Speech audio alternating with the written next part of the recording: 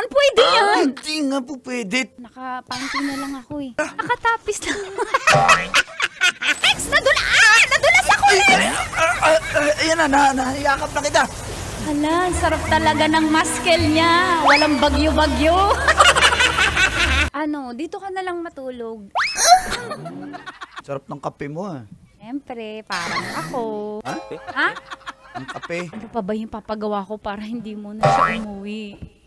Pabaklas ko kaya yung kisame. Kasi kami lang dalawa sana dito sa bahay. O ba siya? Gusto ko talagang tikman eh. Nakapanty na lang ako eh. Sino yan? Oh! Ay!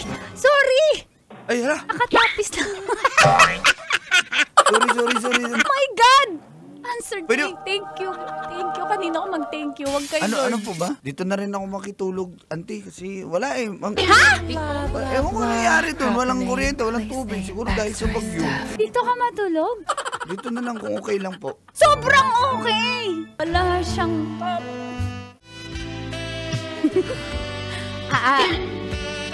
Tsaka na pero... Alam ko, pinsan ko yung mama mo pero... Stop it.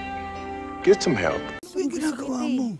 Rex, please huwag mo na pigilan yung sarili mo. Wow! Diba usapan tayo lang para sa isa't isa? What? Auntie, nahihibang ka ba? Bakit may Pamangkin girlfriend? mo ko eh. Anong may girlfriend? May relasyon tayo! Anong relasyon mo nagsasabi mo? Pwede ba hinaan mo yung boses mo? Ako ka sa akin, Walang ako alam lang. yung girlfriend ko tungkol sa atin. Sasabihin ko na meron tayo. May relasyon tayo. Diba? Auntie kita! Rex, Parang hindi mo nanditira naman ako ako sa sarili ko eh. tita na buo eh. Pamangkin lang kita sa pinsan. Pwede yan. Hindi nga po pwede. Tigilan mo na ako. Rex!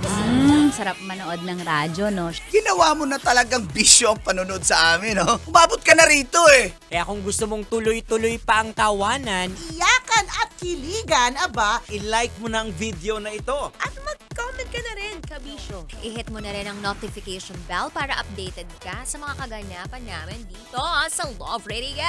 Kailangan pa bang i-memorize yan? Basic.